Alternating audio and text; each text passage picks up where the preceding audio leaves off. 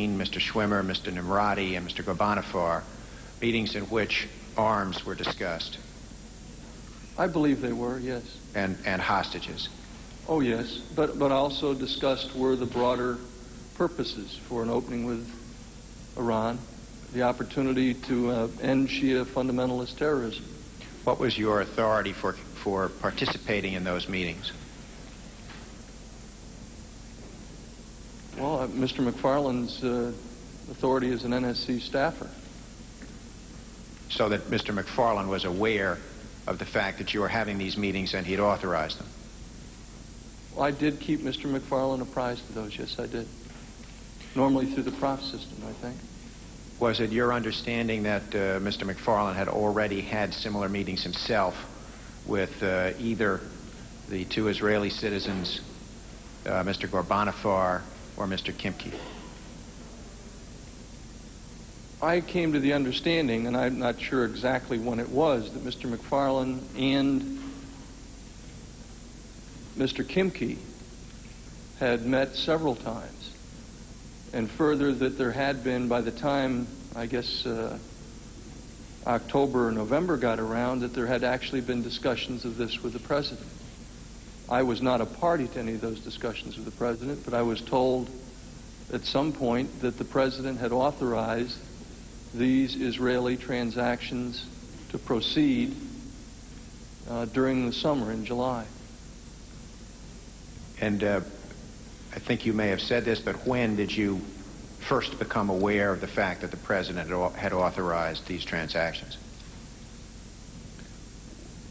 My first awareness of a specific presidential transaction or authorization for a transaction is, as I recall, in the time period when we were engaged on the Hawk shipment, wherein I believe I made a recording or a note to the effect that Admiral Poindexter told me that the President had authorized it to proceed. Were you ever told that the President had authorized the tow shipment to proceed? I was at some point, yes. To the best of your recollection, when?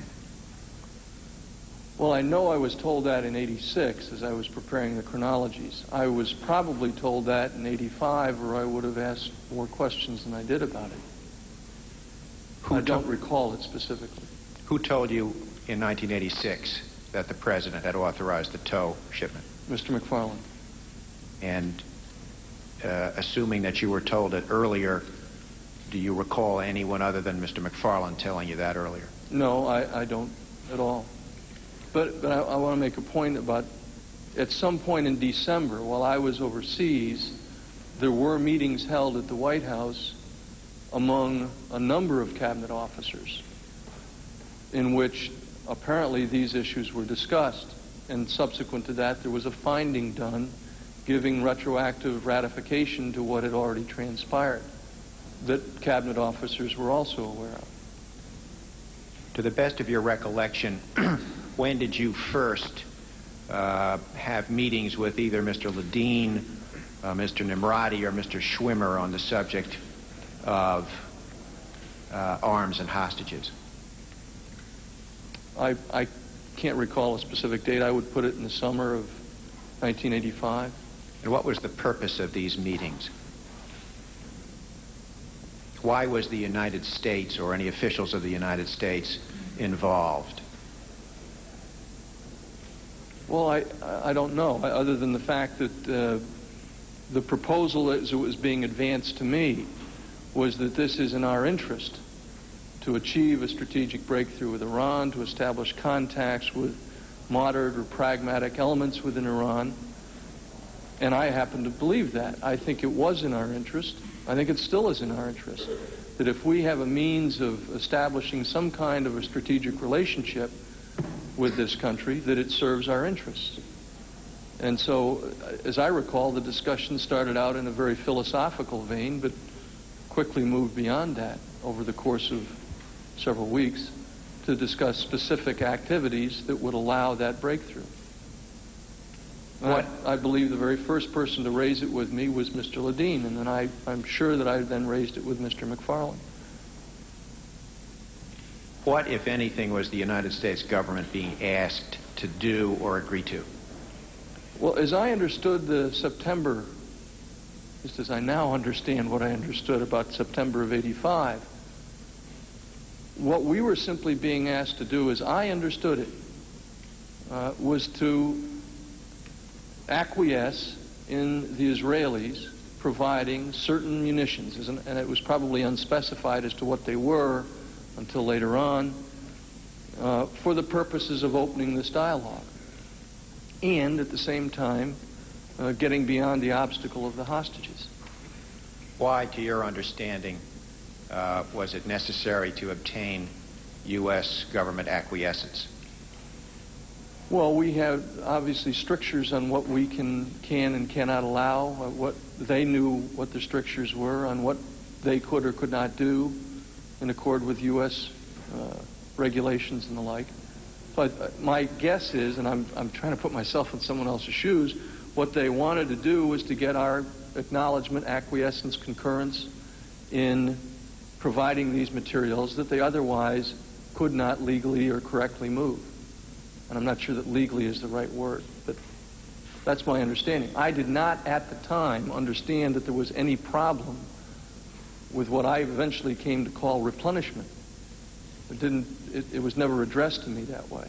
Was that discussed with the Israeli citizens or Mr. Ledeen, the issue of replenishment? I have absolutely no recall of the replenishment issue until November, when it was basically said, okay, now what are you going to do about giving us some more tows? I take it one thing is clear, and that is that the tows or the weapons that were being shipped were Israeli weapons that were in Israeli stocks, not U.S. weapons in U.S. stocks.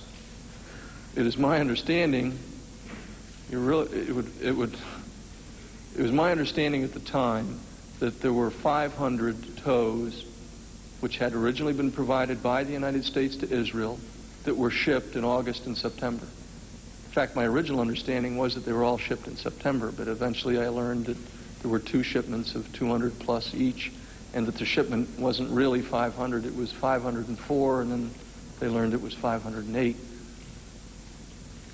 When, to your understanding, were these tows originally shipped by the United States to Israel? I have no idea. I was never told. I'd like to move on now to the period following the release of Mr. Weir, following the tow shipment. Did you have, following his release, was there any increased interest in the United States government for continuing with this type of venture? Well, apparently there was. I don't have a recollection of a great deal of dialogue with me, but apparently there was a good bit of it going on elsewhere, probably at a level above me, because I did get a call from a senior Israeli official from New York in mid-November asking for my help in a problem that had developed. Would you simply pick up the story of the Hawk shipment, starting with that call that you received from the Israeli official, and tell us in your own words what you remember? And we know that this is a more complicated story than the tow shipment, and you can rely on me to ask you some questions after you've told your narrative. All right, sir. It is my recollection that on November 17th, I received a phone call in the evening from an Israeli official who was in New York, indicating a problem. I then, I think, while I was still on the line with him, got a call from Mr. McFarlane. My contemporaneous note at the time indicates that the 2 calls were, if nothing else, sequential. I take it this was a call from Mr. Rabin. It was. And what was the problem? Well, at that point, he didn't go into it in any detail, that there was a problem with a shipment, a movement on the project that I knew about. I then got a call from Mr. McFarlane from Europe telling me that Mr. Rabin would call. told him I had already talked to Mr. Rabin. He said, look, just, you go take care of that problem. This was a transatlantic open line telephone call, as I remember it.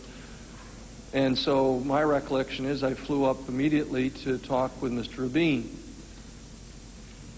He then sent several of his Ministry of Defense representatives to talk with me. It was in that period of time that I became aware of what was really trying to be moved. Now, I may have already known some of that from sensitive intelligence, but the full parameters of it were laid out for me by Mr. Rabin and his representatives. As I recall, the Director of Central Intelligence was out of town.